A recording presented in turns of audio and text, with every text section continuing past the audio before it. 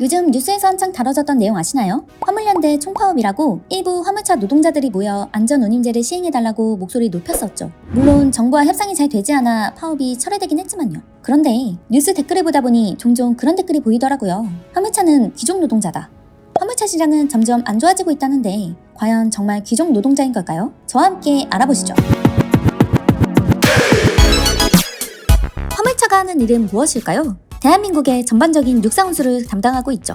해외에서 선박이나 항공으로 화물을 들여온다면 국내에서는 화물차나 철도를 이용해 화물을 운반합니다. 우리가 화물차를 이용하는 이유는 간단한데요. 비교적 짧은 거리를 기동성 있게 운반할 수 있기 때문입니다. 그렇기 때문에 우리 생활에 밀접한 물건들은 대부분 화물차를 통해 운반된다고 생각하시면 됩니다. 대기업뿐만 아니라 물건을 생산하는 일반 중소기업들도 공장에서 생산된 물건을 옮길 때나 생산에 필요한 물건들을 옮길 때 화물차를 이용하죠. 그렇다면 일이 엄청 많겠네 생각하실 수 있습니다. 우리의 물건은 소모품이라 언젠가는 사라지기 때문에 이동해야 할 물건은 끊이지 않을 테니까요. 그렇다면 화물차 운전자, 트럭커가 되기 위해서는 어떻게 하면 될까요?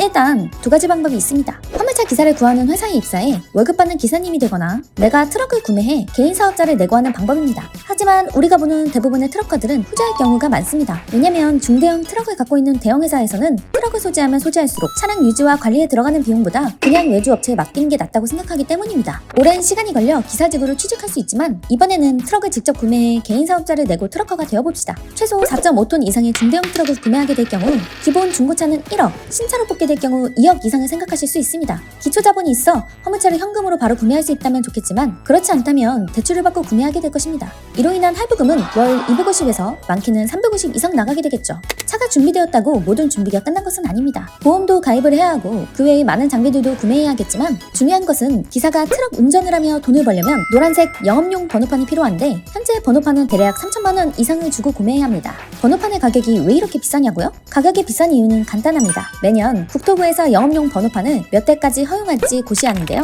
예를 들어 2020년도에는 48만 대를 허가해줬는데 이 이상을 넘어가면 더 이상 허가를 받지 못하기 때문에 운송업을 하고 싶어도 못하게 됩니다. 그래서 번호판에 권리금을 붙여 판매하게 되는 것이죠. 번호판 구매가 부담이 된다면 지입 차량을 알아보면 되는데 지입 차량은 차량 지입 전문 업체에 내 차량을 위수탁 계약을 맺고 관리금을 달달이 납부하며 법인 번호판을 부착하는 것입니다. 자, 준비가 끝났는데요. 일을 한번 시작해볼까요?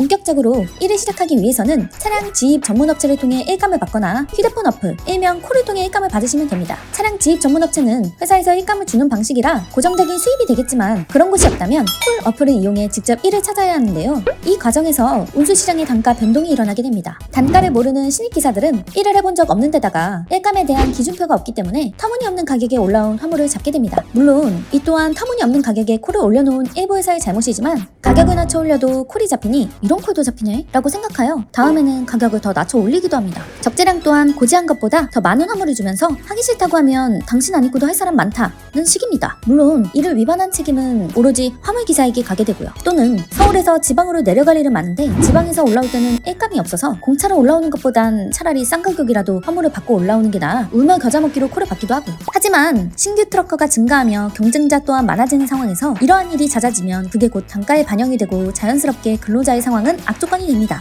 무엇보다도 이렇게 일해받는 대금이 정확한 날짜에 들어오지도 않습니다. 빠르면 한 달, 늦으면 2달에서 석 달까지 하다못해 대금을 주지 않으려고 잠수 타는 회사들도 있습니다. 대금 입금도 불안전한 데다가 일감이 줄어 수입이 온전치 않다 보니 앞선 할부금과 부수적으로 나가는 비용에 수입을 맞추기 위한 장시간 노동이 이어지고 하루에 12시간 넘도록 근무하며 피로가 쌓여 위험한 상황이 일어나기도 합니다. 이런 일은 상당히 비일비재하게 일어나고 있습니다. 열심히 노동한 부분의 대금도 불안전하고 합리적인 운임료의 기준도 없습니다. 어떤 업체가 대금을 기한에 맞게 주는지 기한을 잘 맞추지 않는지 또 어디서 어디까지 갈 땐 얼마가 적당한지 직접 겪어보지 않으면 모르는 일인 거죠. 그렇다면 개선할 수 있는 방법은 없는 걸까요? 위드라이브에서는 이러한 상황을 파악하고 화물차 전용 서비스를 운영하고 있습니다. 화물차 운전자 전용 서비스로 크게 세 가지를 이용하실 수 있는데요. 첫 번째는 운임료 계산기입니다. AI가 주행거리와 화물의 무게를 계산해 가장 합리적인 운임료를 알려주는 시스템이죠. 또 내가 받은 금액이 괜찮았는지 판단할 수 있고 함께 시스템을 사용하는 유저들의 운임료를 평가해줄 수도 있습니다. 두 번째는 업체 평가입니다. 화물차 운전자들이 직접 운임을 다님을 겪었던 업체를 평가할 수 있어 이를 통해 대금 기간이나 업체 정보를 먼저 살펴볼 수 있습니다. 일을 받기 전 직접 경험한 트럭커들의 업체 평가를 살펴본다면 큰 도움이 되겠죠? 세 번째는 화물차 커뮤니티입니다. 화물차 운전자들을 위한 커뮤니티가 있어 트럭커들의 일상을 들어볼 수 있습니다. 일을 하며 겪었던 정보 공유를 통해 소소한 친목 도모를 나눌 수 있는 공간이기도 하죠. 이 모든 것을 화물차 운전자 인증만 하게 되면 바로 사용하실 수 있습니다. 화물차 서비스를 이용해 불편한 점이 해소되길 바랍니다. 직업에는 귀천이 없다고 하죠. 어떤 일이든 필요하기 때문에 존재하고 우리는 그로 인해 누리는 것이 있습니다. 누군가에게 벌어지는 일이 나에게도 일어날 수 있다 생각하며 보다 안전하게 운전하고 서로 주어진 문제점을 파악하고 개선하기 위해 함께 노력하다 보면 보다 나은 사회가 될 수 있지 않을까요? 준비한 내용은 여기까지입니다. 시청해주셔서 감사합니다. 지금까지 위드라이브였습니다.